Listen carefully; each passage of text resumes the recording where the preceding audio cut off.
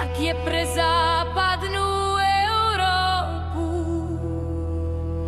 život ruského a ukrajinského vojaka hovno, tak sa priamo podieľa na rozpade Európskej únie, napísal premiér na Facebooku.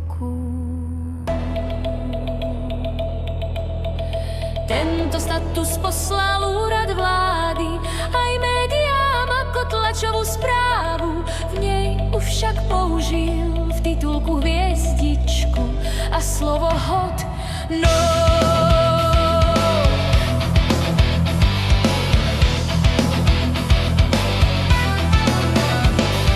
Fico už predtým v parlamente vyhlásil, že ak máme ísť skapať, nech skape Európska únia, podľa neho skape, ak nebude rešpektovať tradície. Fico napísal, že v piatok mal takmer hodinový rozhovor s Kostom plného rešpektujem, ale kým on hovoril o peňazoch na vojnu pre Ukrajinu, ja som stále opakoval nezmyselné každodenné zabíjanie stovák až tisícov Rusov a Ukrajincov.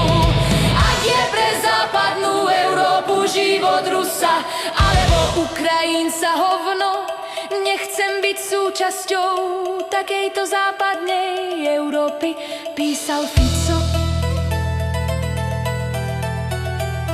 Povedal som Kostovi, že nepodporím nič, aj keby sme mali sedieť do Nového roka v Bruseli, čo by viedlo k podpore vojenských výdavkov Ukrajiny.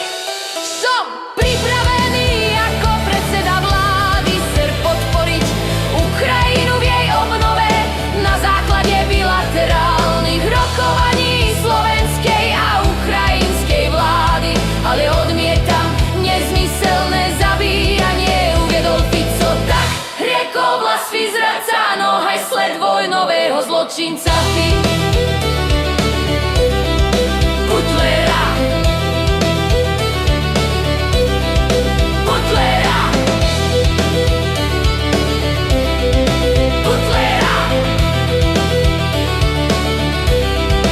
Butlera. Čo slovo?